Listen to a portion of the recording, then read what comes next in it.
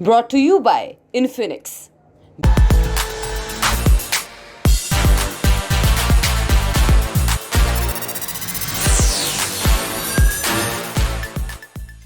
इकतीस मार्च financial year का माने वित्तीय वर्ष का आखिरी दिन होता है। इस लिहाज से देखें तो 31 मार्च आने में आज माने जिस दिन ये वीडियो शूट हो रहा है 28 मार्च को मिलाकर सिर्फ 4 दिन बचे हैं। तो अगर आपने ये 5 जरूरी काम नहीं किए हैं तो तुरंत पहली फुर्सत में इसे निपटा लें, क्योंकि अगर आपने नहीं किया तो आपको नुकसान झेलना पड़ सकता है। वो 5 काम कौन से हैं, आइए एक एक करके आपको बताते हैं। सबसे पहला काम तो है आधार और पैन कार्ड को लिंक कराना। मुझे पता है आप अब ये सुनकर थक चुके होंगे। हर कोई अपने रील में, वीडियो में, हर दूसरे पोस्ट में इसी बात को दोहरा रहा है, लेकिन एक खुशखबरी है, वो ये कि पैन को आधार से लिंक कराने की तारीख बढ़ चुकी है। आखिरी तारीख हो गई है 30 जून।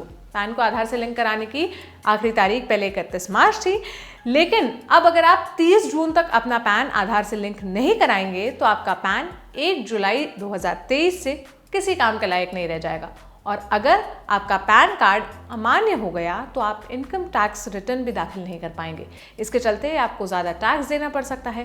पैन अमान्य होने से नॉर्मल दर से ज़्यादा TDS का भुगतान करना पड़ेगा और 1 जुलाई से इस काम को करने के लिए आपको 10,000 रुपये का जुर्माना भी देना होगा। दूसरा काम है म्यूचुअल फंड से जुड़ा। अगर आपने अब तक म्यूचुअल फंड में नॉमिनेशन की प्रक्रिया को पूरा नहीं किया है तो इस काम को जल्द से जल्द करा दें।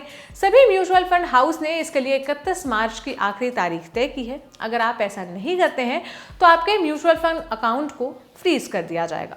तीसरा काम है रिटेल इन्वेस्टर 31 मार्च से तब तक शेयरों की खरीद या बिक्री नहीं कर पाएंगे जब तक वो अपने ट्रेडिंग और डीमैट खातों में नॉमिनी को अपडेट नहीं कर लेते या नॉमिनी का नाम देने की घोषणा नहीं करते। इकोनॉमिक टाइम्स की एक रिपोर्ट के मुताबिक ट्रेडिंग और डीमैट खातों के लिए नॉमिनी को अपडेट करने की अंतिम तारीख 31 मार्च है। सेबी की तरफ से जारी नोटिफिकेशन के मुताबिक समय सीमा को पूरा नहीं करने वाले निवेशकों के ट्रेडिंग खाते से ट्रेडिंग बंद कर दी जाएगी। पहले इस नियम के पालन की तारीख 31 मार्च 2022 थी। हालांकि 24 फरवरी 2022 के एक सर्कुलर में इस तारीख को साल भर बढ़ाकर 31 मार्च 2023 कर दिया गया था।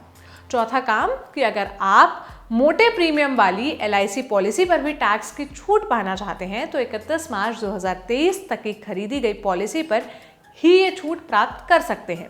1 अप्रैल से सालाना 5 लाख रुपए से ज़्यादा प्रीमियम चुकाने वाले लोगों को पॉलिसी मैच्योर होने पर टैक्स छूट का लाभ नहीं मिलेगा। पांचवा काम, प्रोफेशनल्स और बिजनेसमैन को साल की हर तिमाही में एडवांस टैक्स जमा कराना जरूरी होता है। आमतौर पर यह पैसा 15 मार्च तक जमा कराना होता है। अगर 15 मार्च तक ना हो पाए तो किसी भी हालत में 31 मार्च से पहले जमा करवाना जरूरी होता है। ऐसा ना करने पर बकाया रकम पर ज्यादा जुर्माना माने इंटरेस्ट देना होगा। हालांकि यह प्रोफेशनल्स और बिजनेसमैन के लिए होता है, लेकिन अगर रेंटल इनकम, इंटरेस्ट, डिविडेंड या कैपिटल गेन आदि से भी कमाई होती है तो नौकरी पेशा लोगों को भी टैक्स का एडवांस भुगतान करना होता है। तो ये थे वो 5 काम जो आपको 31 मार्च से पहले निपटा लेने हैं। अगर ये जानकारी आपके काम आई तो आप प्रदीप जी को शुक्रिया कह सकते हैं जिन्होंने ये रिपोर्ट लिखी। मेरा नाम है सोनल। बाकी आप देश और दुनिया की तमाम खबरों के लिए देखते रहिए द ललन टॉक। शुक्रिया।